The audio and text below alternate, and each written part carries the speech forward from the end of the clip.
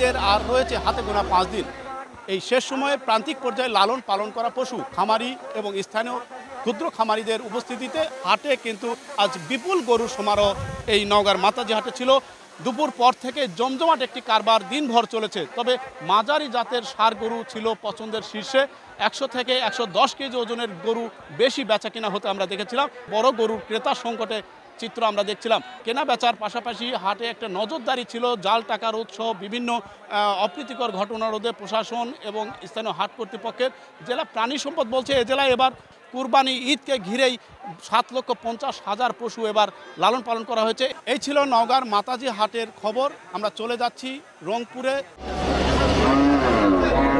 পবিত্র ঈদুল আজহা যত কাছাকাছি চলে আসছে তত কিন্তু পশুর যে হাটগুলো সেই হাটগুলোতে ক্রেতা এবং বিক্রেতার যে পদচারণা সেটি কিন্তু বাড়ছে। রংপুরের ঐতিহ্যবাহী লালবাগ হাটে এখানে কিন্তু বেলা 10টা-11টা থেকেই কিন্তু যারা বিক্রেতা তারা কিন্তু তাদের পশু নিয়ে আসা শুরু করেন এবং বেলা 12টা থেকেই কিন্তু এখানে পশুর যে বেচাকেনা সেটি কিন্তু শুরু হয় এবং এই হাটটি কিন্তু আসলে রংপুর মহানগর এলাকার কিন্তু সবচাইতে বড় পশুর হাট এবং শুধু রংপুর জেলা না, রংপুর জেলার বাহির থেকেও কিন্তু অনেক ক্রেতা এই হাটটিতে আসেন। যারা ক্রেতা রয়েছেন তাদের আসলে ছোট গরুই তারা বেশি কিনছেন। দাম নিয়ে কিন্তু ক্রেতা এবং বিক্রেতা দু দলেরই কিন্তু মিশ্র প্রতিক্রিয়া রয়েছে। তারা বলছেন যে গত বছরের থেকে সবগুলো গরুতেই কিন্তু আসলে দাম বেড়েছে 15 থেকে 20,000 টাকা পর্যন্ত। যারা বিক্রেতা রয়েছেন তারা বলছেন যে গোখাদ্যের দাম বাড়ার কারণে কিন্তু তাদের যে পশুর যে দাম সেই পর্যাপ্ত দাম কিন্তু তারা পাচ্ছেন না। গরু নেওয়ার মতো এখানে অবস্থান নাই। যে গরু গত হাটে কিনছি 1 লাখ, সে গরু এখন 1.5 লাখের উপরে দাম চাচ্ছে। হাটে যেন কোনো অপ্রীতিকর ঘটনা না ঘটে সেদিক থেকে কিন্তু জেলা প্রশাসন, মহানগর প্রশাসন কিন্তু প্রস্তুত রয়েছে। একই সাথে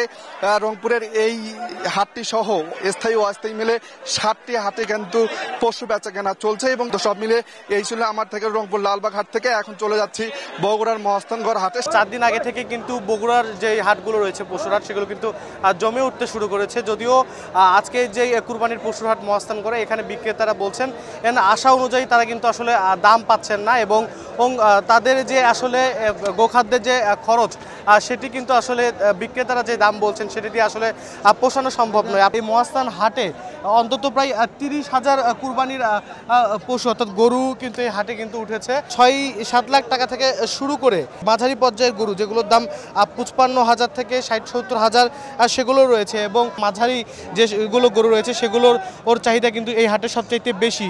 বগুড়ার মহাস্থানের কুরবানি হাট থেকে আব্দুল আউয়াল, সময় সংবাদ, বগুড়া।